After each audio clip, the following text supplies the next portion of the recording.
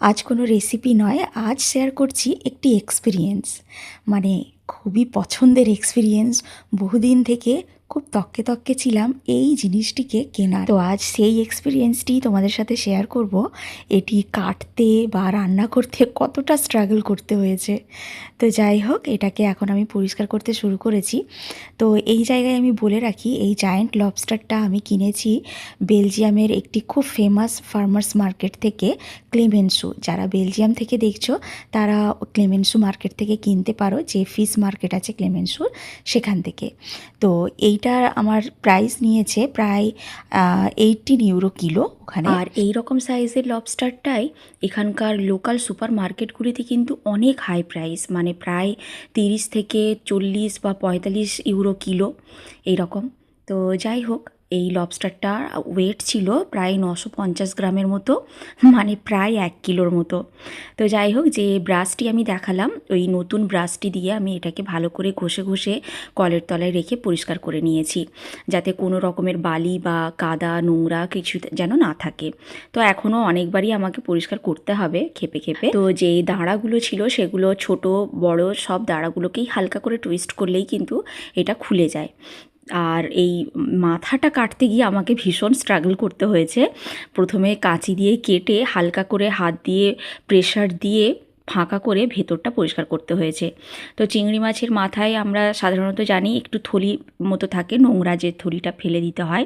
তো এই লবস্টারে দেখলাম এই রকম ধরনের সবুজ কালারের থলি 4টে ছিল, সামনের দিকে 2টো, পেছনের দিকে 2টো।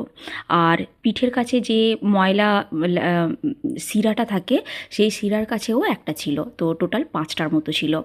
তো যাই হোক, সেগুলোকে সবটা পরিষ্কার করে ভালো করে জলে বারে বারে ধুয়ে নিয়েছি আমি, যাতে ভেতরের ময়লাটা খুব ভালোভাবে পরিষ্কার হয়।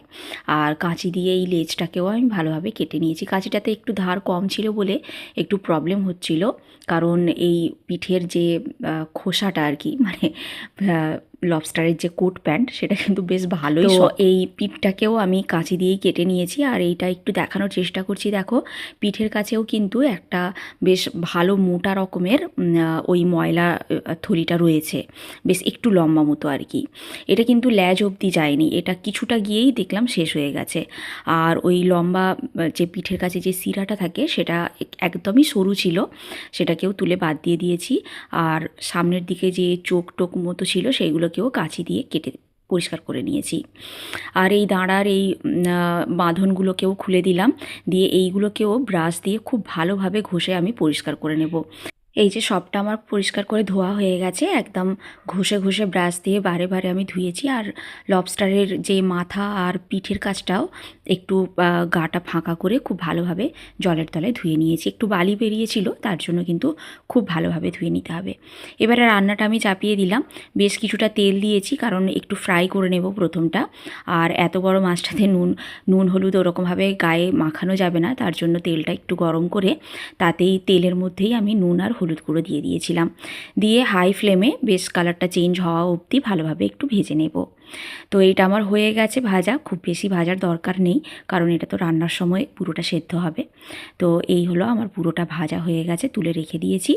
এবারে এর সাথে এর কোট প্যান্ট ছাড়ানোর পর কতটা মাংস বেরোবে জানি না, তার জন্যই আমি এমনি ছোটো সাইজের যে চিংড়িগুলো হয় সেটা 4 পিসের মতো নিয়েছিলাম এই রান্নাতে দেবো বলে। তো এটাকেও হালকা করে আমি ভেজে নিলাম, ভেজে তুলে রেখেছি। এবারে রান্নাটা করব আমি সর্ষের তেলে। আর এই সর্ষের তেলের বোতলটা জানো তো, ইন্ডিয়া থেকেই নিয়ে এসেছিলাম। লাস্ট যেবারে আমি ইন্ডিয়া গিয়েছিলাম তখনই নিয়ে এসেছিলাম প্রায় 6টা এইরকম তেলের বোতল।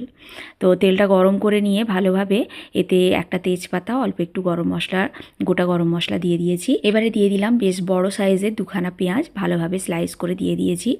আর যে কোনো চিংড়ি মাছ বা লবস্টার বা কাঁকড়া যে কোনো এই ধরনের রান্নাতে কিন্তু তেল আর পেঁয়াজ অনেকটা পরিমাণে দিতে লাগে, অল্প পরিমাণে দিলে কিন্তু খেতে ভালো লাগবে না। আর চিংড়ি মাছের তরকারিতে পেঁয়াজটা একটু বেশি হলে খেতে খুব ভালো হয়। এবারে হালকা ভেজে নিয়ে জাস্ট পেঁয়াজের কালারটা চেঞ্জ হলেই আমি এতে মশলাগুলো দিয়ে দেবো। মশলা বলতে শুধু আমি দিয়েছি হলুদ গুঁড়ো, লঙ্কা গুঁড়ো আর আদা রসুনের পেস্টটা দিয়ে কিছুক্ষণ ভেজে নিয়েছিলাম গন্ধটা যাওয়া অবধি। তারপরে মশলাগুলো দিয়ে একটু নেড়ে চেড়ে অল্প পরিমাণে নুন দিয়েছি, নুনটা যেহেতু ভাজার সময় দেওয়া ছিল। আর দিয়ে একটা বড় সাইজের টমেটো ভালো করে স্লাইস করে এতে দিয়ে দিয়েছি। টমেটোটা গলে যাওয়ার পর আমি এটা ঢাকনা খুলে কিছুক্ষণ কষিয়ে নিয়েছি, যাতে পেঁয়াজ আর টমেটোটা খুব ভালোভাবে তেল ছেড়ে দেয়। তেলটা ছেড়ে দেওয়ার পর এবারে আমি এই লবস্টারটা দিয়ে দেবো এতে ভালোভাবে। তো এই ছোট চিংড়িগুলোকে আমি সরিয়ে রাখবো আগে, কারণ চিংড়িগুলো খুব তাড়াতাড়ি সেদ্ধ হয়ে যাবে, তার জন্য চিংড়িগুলো দেবো একদম নামানোর কিছুক্ষণ আগে। আগে লবস্টারটাকে দিয়ে ভালোভাবে সেদ্ধ করে নেব, কারণ লবস্টারটা খোসা মোটা আছে, তো ভেতরটা সেদ্ধ হতে একটু টাইম লাগবে, চিংড়িগুলো তো তাড়াতাড়ি হয়ে যাবে। তো লবস্টারটা দিয়ে আমি খুব ভালোভাবে কিছুক্ষণ কষিয়ে নিয়েছি। কষানো হয়ে যাওয়ার পর একটা আলাদা জায়গায় ভালোভাবে জল গরম করে নিয়ে ফুটন্ত জল এতে দিয়ে ঢাকনা লাগিয়ে কিছুক্ষণ সেদ্ধ হতে দেব, কারণ ভেতরটা সেদ্ধ হতে কিন্তু একটু টাইম লাগবে। কিছুক্ষণ পর আমি ঢাকনা খুলে নিয়েছি, মাঝে 2-1 বার ঢাকনা খুলে নেড়ে চেড়ে দিয়েছিলাম। তো এটা আমার প্রায় হয়ে গেছে। নামানোর কিছুক্ষণ আগে আমি ছোট চিংড়ি মাছগুলোও দিয়ে দিলাম, দিয়ে ভালোভাবে নেড়ে চেড়ে কষিয়ে নিলাম। আর 2 থেকে 3 মিনিট কষিয়ে নিলেই এটা আমার রেডি হয়ে যাবে। তো ভালোভাবে নেড়ে চেড়ে দিয়েছি। আর নামানোর কিছুক্ষণ আগে কাঁচা লঙ্কাও কয়েকটা আমি দিয়ে দিলাম, তোমরা চাইলে কিন্তু প্রথমেই দিতে পারো। তো মিজান ঝাল খুব একটা পছন্দ করে না, তার জন্যই আমি কাঁচা লঙ্কাটা শেষে দিলাম। তবে কাঁচা লঙ্কাটা কিন্তু দেবে, এতে কিন্তু কাঁচা লঙ্কার ফ্লেভারটা এলে খুব ভালো লাগে খেতে। তো গ্যাসের ফ্লেমটা আমি অফ করে সঙ্গে সঙ্গে সার্ভ করিনি, কিছুক্ষণ ঢাকনা লাগিয়ে আমি স্ট্যান্ডিং টাইম দিয়েছিলাম। এবারে একটা প্লেটে আমি সার্ভ করে নিয়েছি। আর এই হলো পুরো ব্যাপারটা। আর ছোটো চিংড়ি মাছগুলোকেও আমি সাইডে রেখেছিলাম। খেতে কিন্তু বেশ ভালোই হয়েছিল। তবে হ্যাঁ, ওই যে গায়ের খোসাটাই সার। আমার শাশুড়ি মা যেটা বলেন যে কোট প্যান্ট, এই কোট প্যান্ট ছাড়িয়ে দিলে ভেতরের মাংসটা কিন্তু খুবই অল্প। তো যাই হোক, মিজানের প্রচণ্ড খিদে পেয়ে গেছে, ও একবার করে গন্ধ শুকছে আর পেটে হাত বোলাচ্ছে। তো এই হলো আজকের রেসিপি, না সরি রেসিপি নয়, আজকের এক্সপিরিয়েন্স। তো এই এক্সপিরিয়েন্সটা তোমাদের সাথে শেয়ার করে নিলাম, আশা করি তোমাদের ভালো লেগেছে।